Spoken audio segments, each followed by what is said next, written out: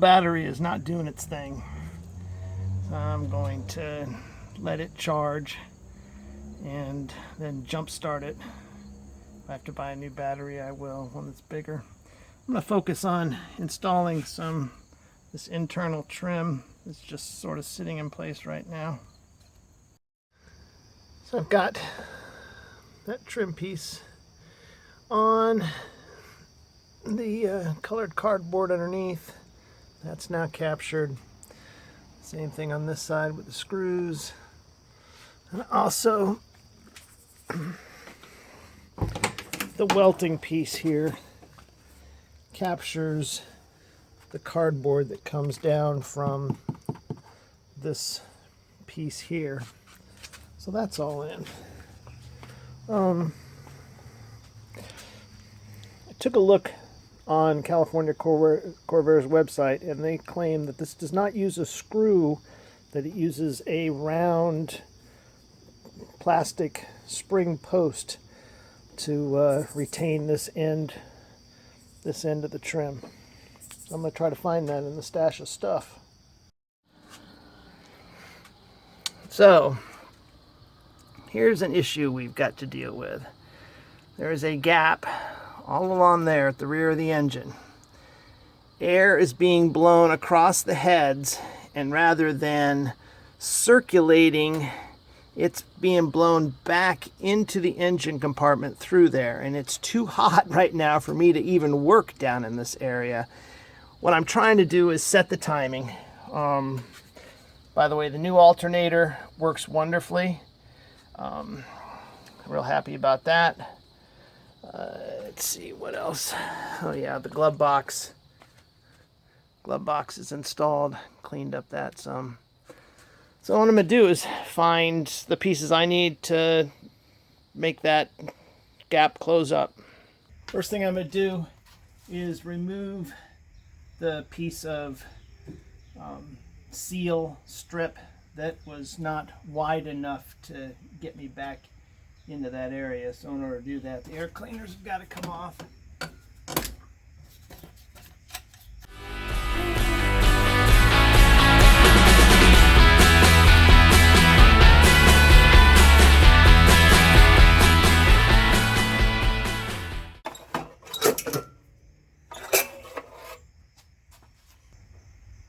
All right, there's a number of rivets on a strip that hold that piece of seal to the engine shrouds. I guess the first thing, or the next thing I'll do is remove the retainer plate that is screwed to the firewall.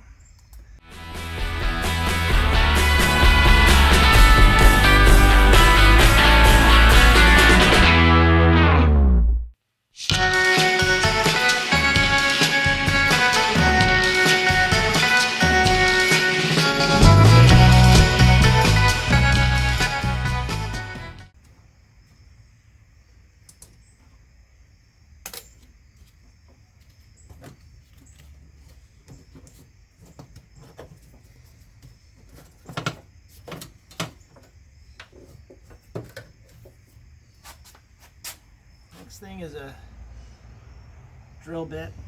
I'll drill and drill out all those rivets. Let's start with a 3/32.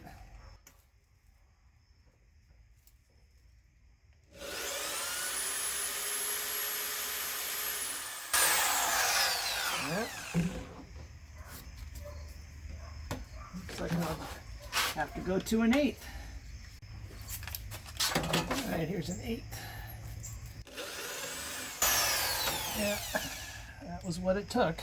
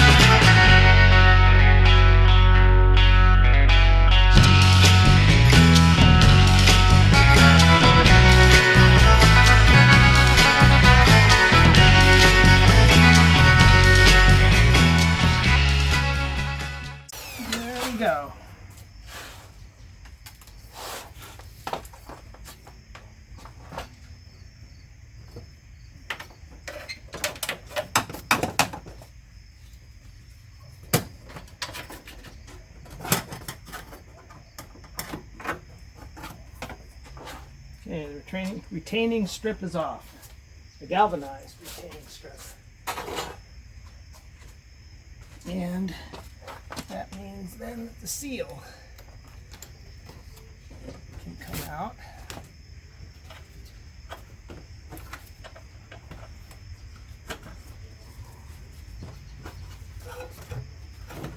And I'll be reusing this seal across the back, but we'll come to that later. So in order to get a seal that's long enough, I need 3 inches. A little more than 3 inches. If I go with 3 1/4,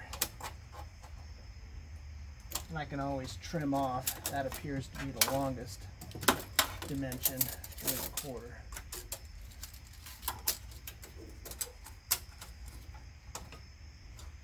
It gets smaller as it goes along.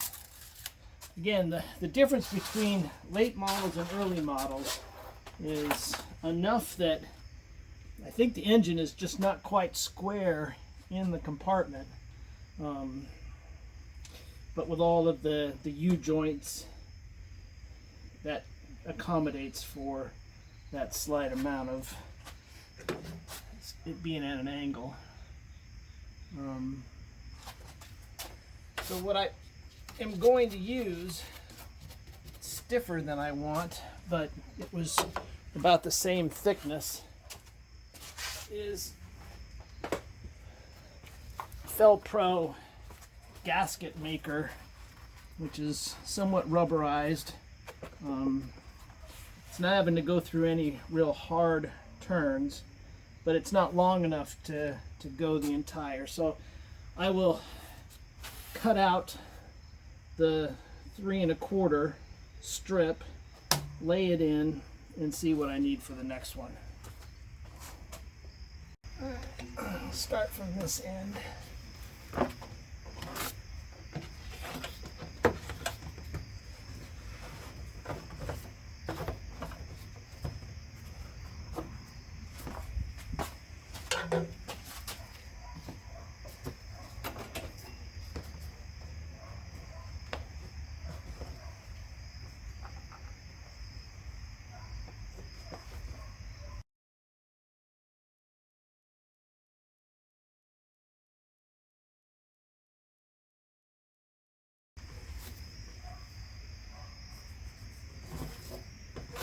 And then cut in between them. So that'll work for me. I think the idea will be to attach or install that piece of retaining, and then have to maybe cut some slits to get some of these curves to match, because it's not quite as resilient or stretchy as the real stuff.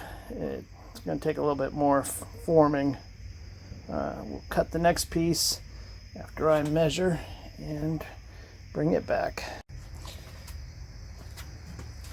So what I've done is gone ahead and with the help of the awl, kind of looking behind, I've got 3 of the rivets in. I'm going to kind of skip until I can see where everything needs to go.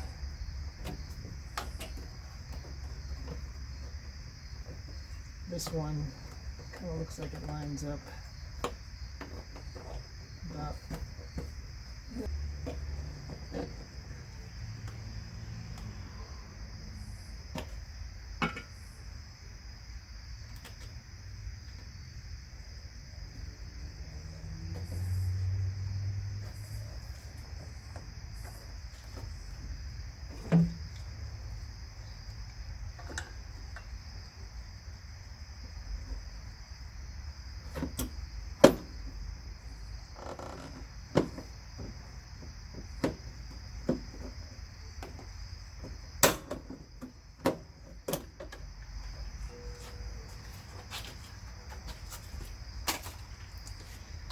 Alright.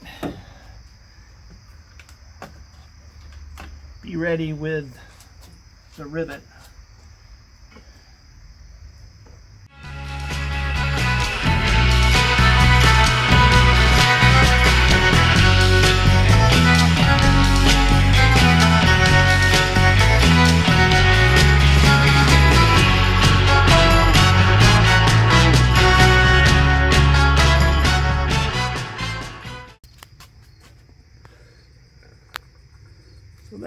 appears to be installed well enough.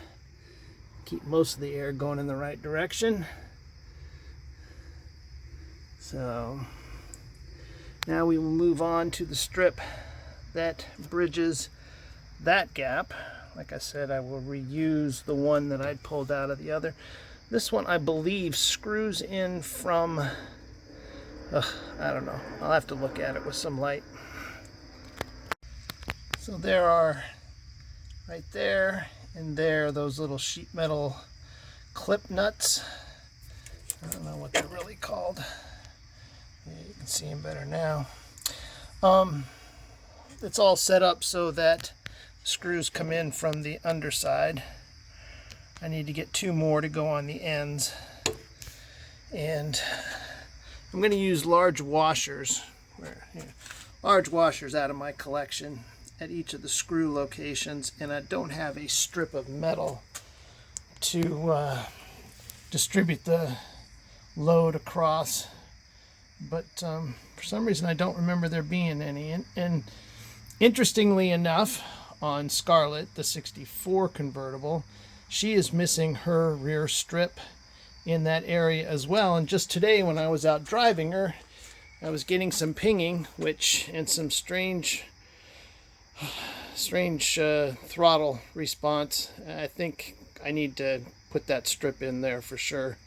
We maybe have overheated the fuel pump, some vapor lock or something.